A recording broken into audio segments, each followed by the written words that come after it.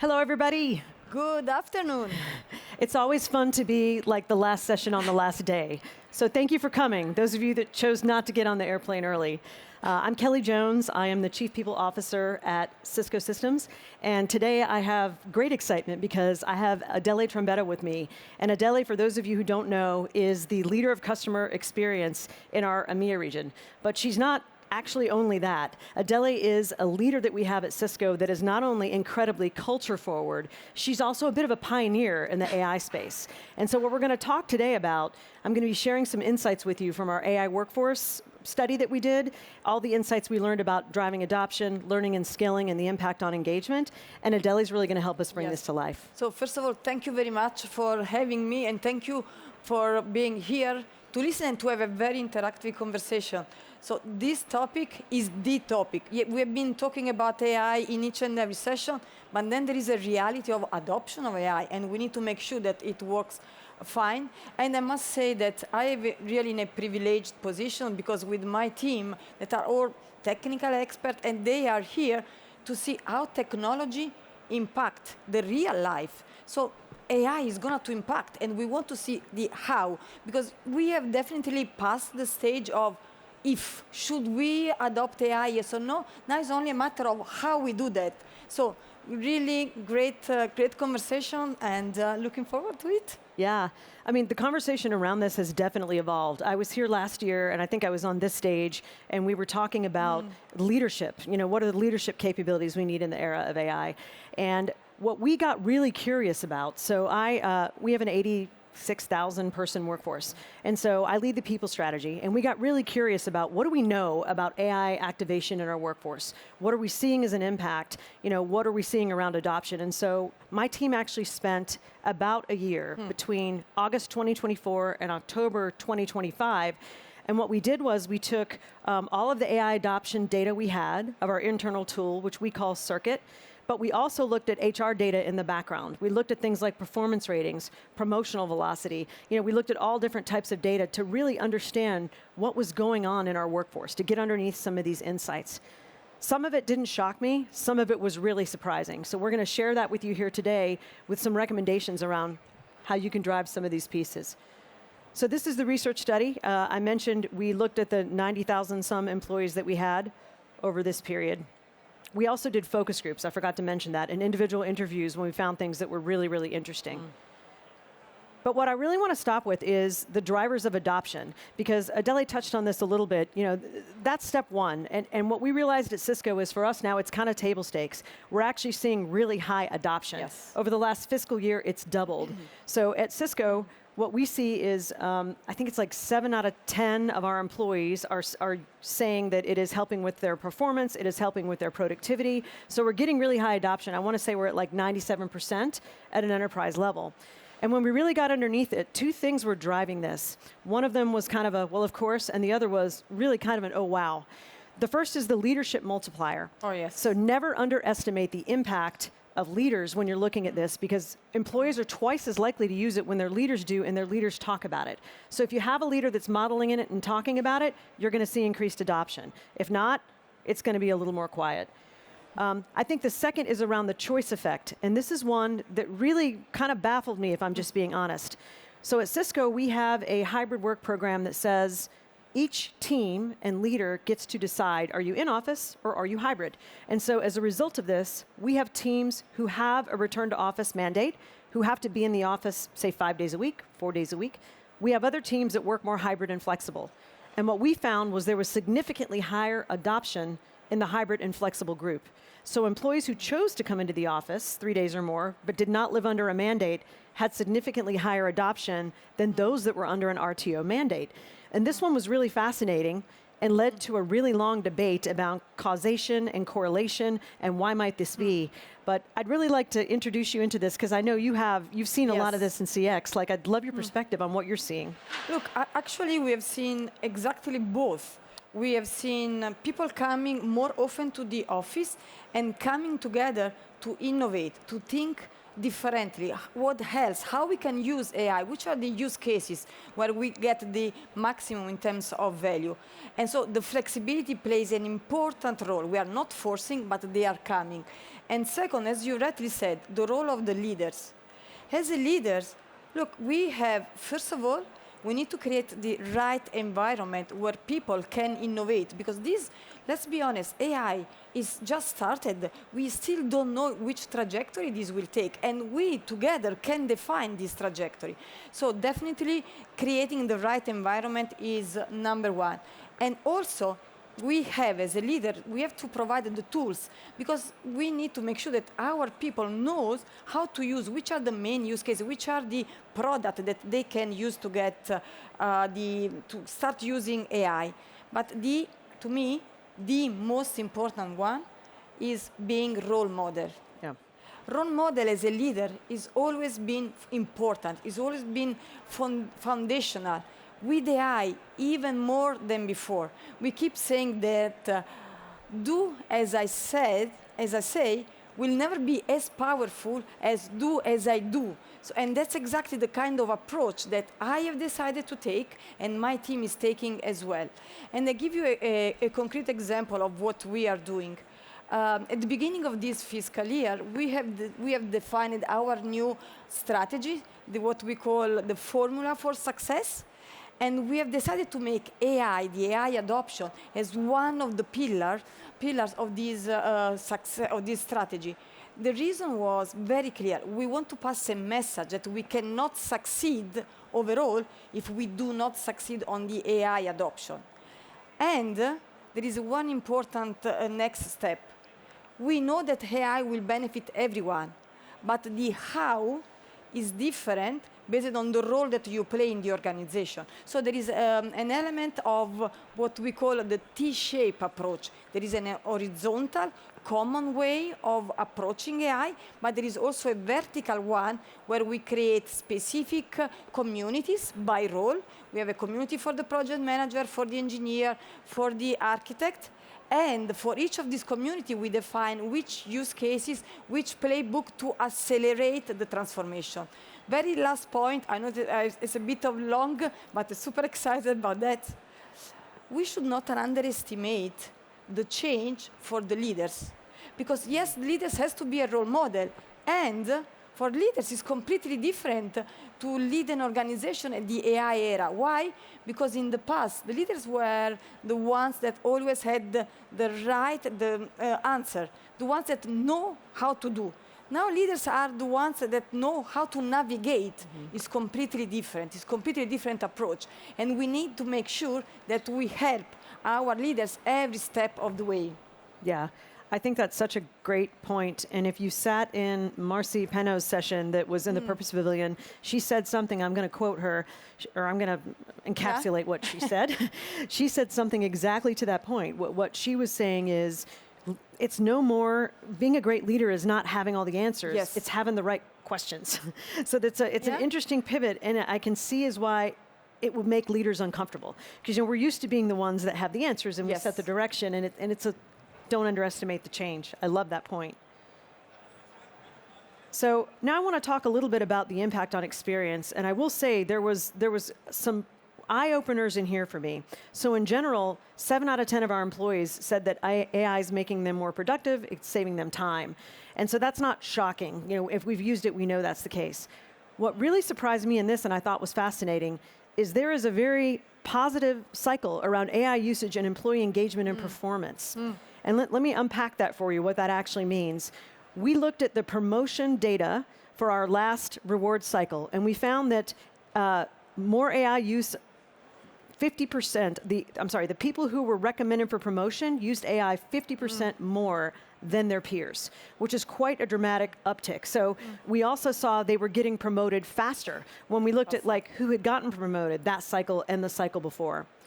We also found that they were 40% more likely to be designated as critical to retain, which is something we do to look at where is our top talent in the organization that is critical to retain. And we use this data for all types of things, including compensation. So if you look at this, 40% more likely, the users of AI, the heavy users. And then the last one that I thought was really fascinating, and this was a good one for me, I love to hear this as the Chief People Officer at Cisco, is that those users are staying. They're 2 times more likely, AI users they're 2 times more likely to stay if they had high usage. And so that's exactly what you want. You want to see the stickiness, but this really positive cycle of like, it's not just creating room for increased innovation and taking away some of the drudgery of the work they're doing, it's contributing to their career velocity.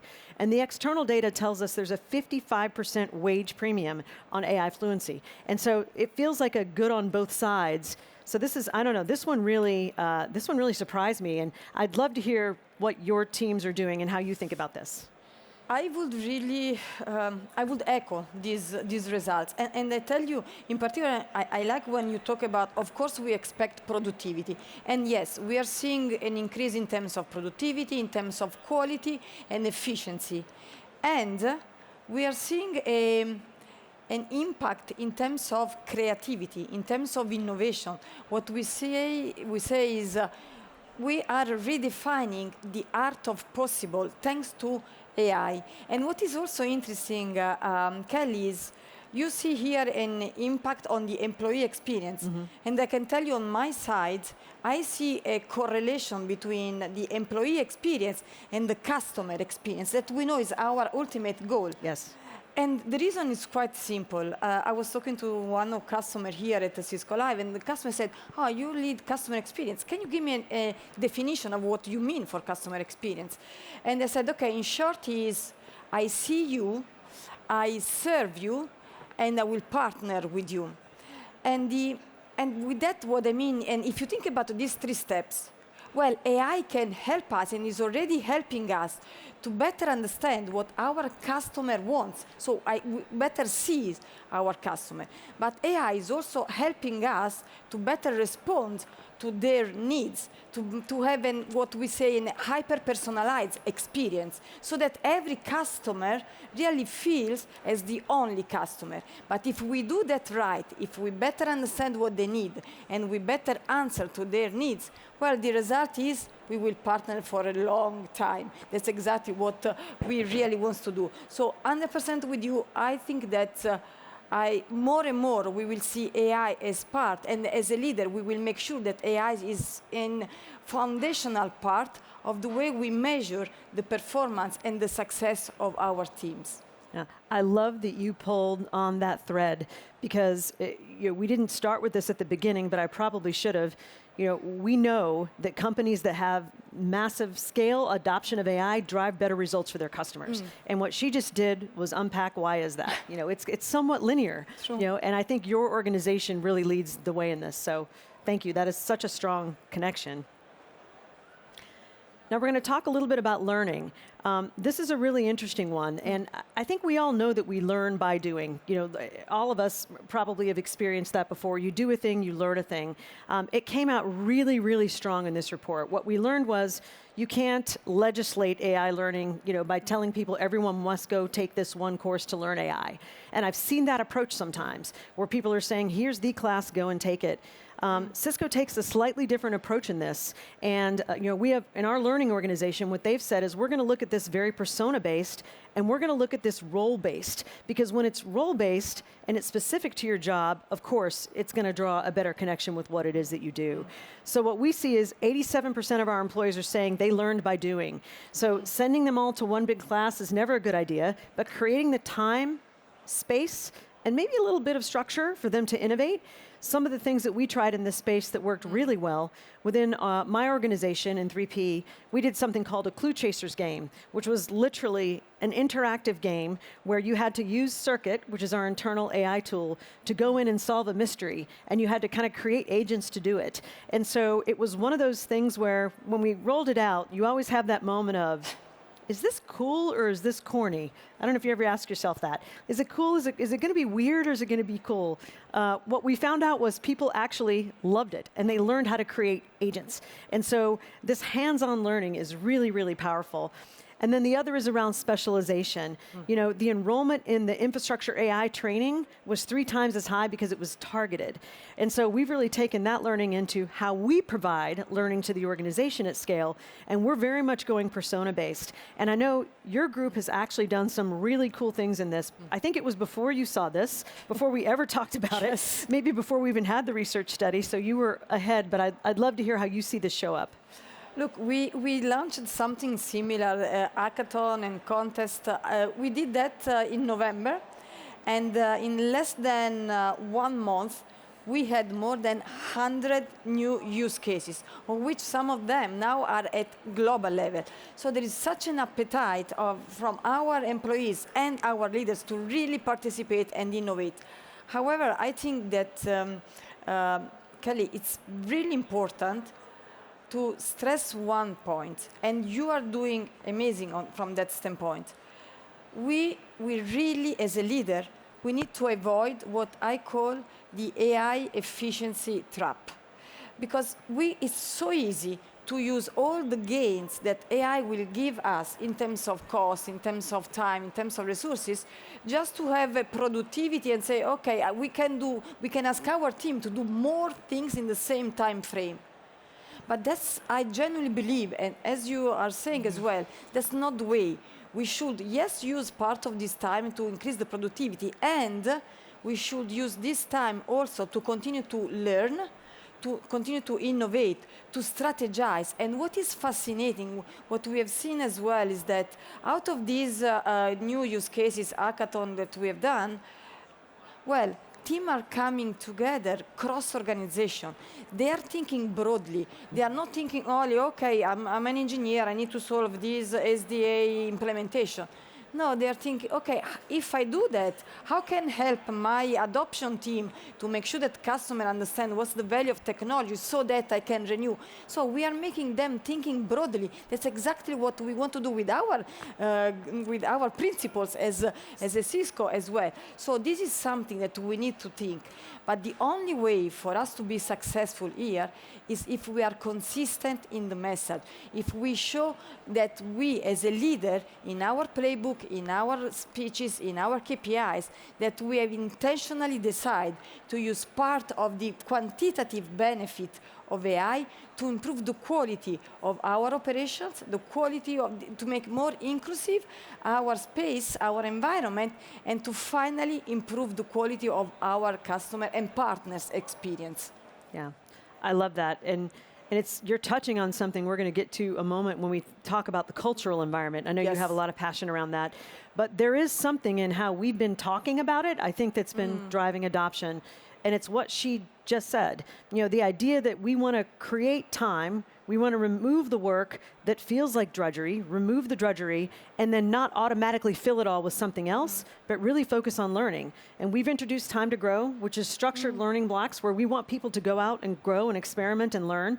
And I think that might be contributing a little bit to what we see as optimism in our workforce. Because in general, there's a lot of pessimism when you look at the news cycles around AI. And at Cisco, we're seeing a slightly different story. And when we started to figure out why is that, a lot of it is the way that we are talking about it and modeling it with the teams, you know, because people will always notice what you do. And so it's one thing to say we're not going to do that. It's another thing when it happens to then not do that. Yes. So thank you. That's great insight. So let's talk a little bit about the cultural piece. I kind of inadvertently teed myself up for this. So what we see at Cisco is a little bit different than what you're seeing in the news. And this is kind of the things that you're seeing the headlines for. And I've talked to some of my friends in the media, and I think some of it is this gets clicks. It's very clickbaity. You see these things. People are very motivated by fear. They tend to read it a little bit more. A lot of the headlines are about this. You know, the world is ending. No one's going to have a job. And so what we find at Cisco is there's a slight difference in terms of how people are interpreting this. And we think it comes down to a few things. One is what Adele touched on, which is clear communication about what we expect, but also clear guidelines. So we have an ethical AI framework that we, from day one, it was the first thing we did before we started really pushing AI usage, is develop and discuss the ethical AI framework. Because I think at my team, we're a people team, makes people nervous to think about people data and AI and what can I do, what can't I do. So we had to have a lot of conversations about the ethical framework and what they could and couldn't do. I also think it's the consistency of the leaders saying, here's why, and here's what we can do with that time when you free it up. When you free it up, I want you to be able to go work on that thing that you've talked to me about, that's been sitting on the shelf for 6 months that you haven't had time to get to. So it's consistency and repetition. And if you've heard the term, you have to say something 7 times before people understand it. With something like this, the big cultural shift it is, I would argue you probably have to say it at least 14 times. But when you do that, it builds this culture of trust. And I know G2 was really talking about this in his opening, in his keynote. Trust is the most powerful currency we have as a vendor for our customers, in the work we do with our partners, and with our employees. Trust is the thing. And so when you have trust, you can do that. The other thing I would say is, we're talking about culture. I don't want to paint a completely rosy picture, because we also learned some things that people were nervous about and that weren't going as well as we would have liked. The number one thing is, the lowest adoption rate at Cisco is directors. That's concerning, because directors at Cisco tend to have large teams. So when you think about that leadership number around people model what their leaders do, low adoption amongst directors is quite scary. So we got very curious about this. What's happening with the directors that we're not seeing as much lean in? Because we're seeing early in career, and people that have been with Cisco over 20 years are the highest adopters. It's this fascinating middle, so we're trying to get underneath that a little bit more.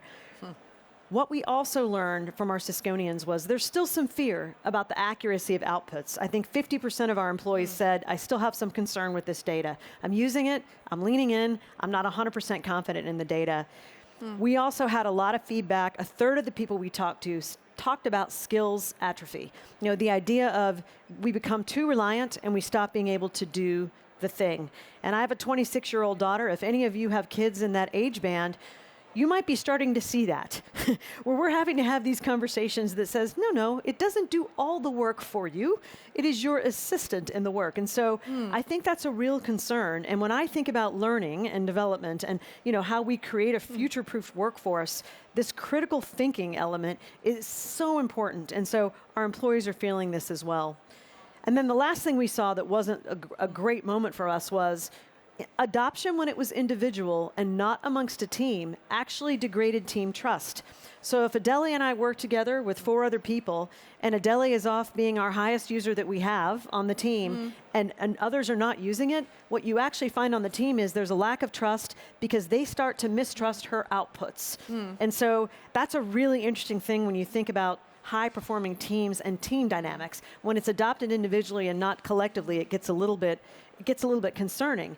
And so one of the things we're doing in this area, we're looking at AI pace setters, those people that are out in front and kind of doing the most, and we're trying to ensure each team has a pace setter that is not just bringing their ideas, but bringing everyone else along with them. It's beautiful. Yeah, so it's really interesting, but I'd love to kind of go to you, and I'd love for you to kind of bring us home on this culture piece, because I kind of said this at the top. I think you're one of the best leaders we have in building culture on a team, but I'd love to hear from you about what you're doing and how you're seeing this. So first of all, before I talk about culture, it's interesting what you said, that you use, or your daughter used the AI as a consultant, as an advisor. That's really true. The way I'm using is like, in a way, as an advisor, an external one that can challenge my thinking. Yes. Because it's even very important, because we believe that we know the answer. Again, back to the point of leaders. But maybe it's not. There is way more opportunity that are just waiting for us. So very, very important. Culture. Look, I genuinely believe, Kelly, that culture, the cultural aspect, is probably the most important aspect when it comes to the AI adoption. The companies that are rigid, fearful, as you said, that are risk adverse, well, I'm sure that they will miss the benefit and the opportunities that AI can bring. But the companies on the other side that are open, that are really innovative, that are looking to what else we can do, like Cisco is, well, we will harness all the potential.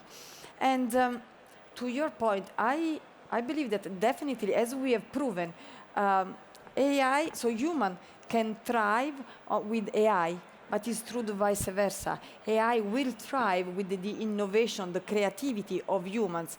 The way we see, I say we because that's the Cisco culture, we see the future is an agentic AI or AI combined with human. We see a future where it's still and will be human-centric, embraced and supported by AI. And to do that, the environment that we build is foundational. And that's where I want to call out the incredible job that Kelly, you and your team are doing. Why? Because not only you have created an environment where you are really incentivize us to embrace, to experiment with AI, but you are also allowing us to call out where we are failing.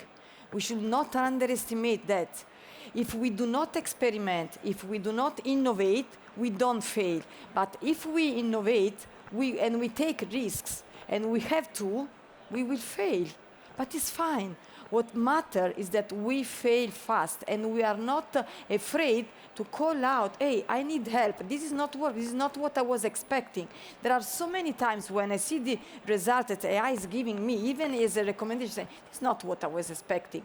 But if I look into that, if I filter that with my human expertise, with my human intelligence and emotional intelligence, well, the result is completely different.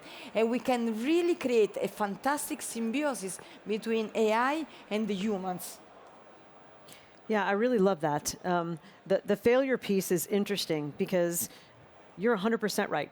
We have to be able to say, and I say this to my team, everything we're talking about is not going to work the way we think it's going to work. And that's okay.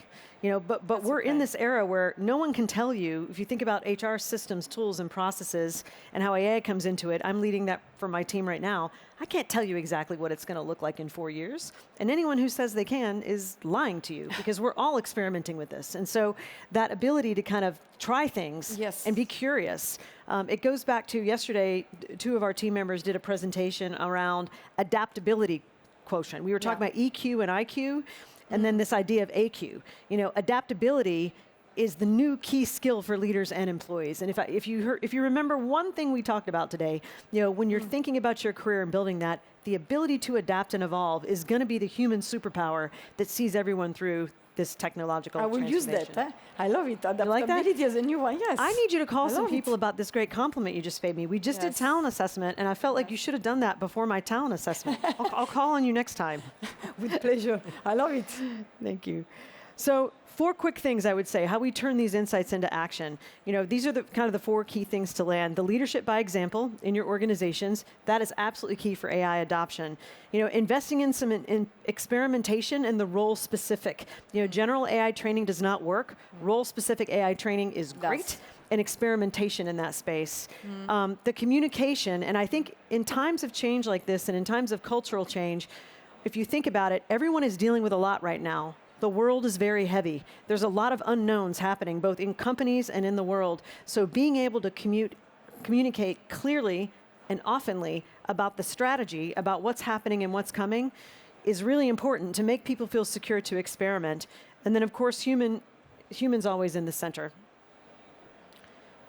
So I want to say thank you for coming. If you're interested in these topics, Adele and I talk about them all the time. If you want to geek out on AI adoption and humans in the world and what's happening and what's going on in the future and what we're doing at Cisco, we don't know everything, but we experiment a lot and we do a lot around people analysis with our people insights team to understand what's going on with our employees. So if you'd like to join the conversation, feel free to follow either one of us on LinkedIn and join us in this conversation. We would love to hear from you as well. So please really join our conversation because your experience can make our experience way richer. So thank you for listening to us and looking forward to continue to experiment. Yes.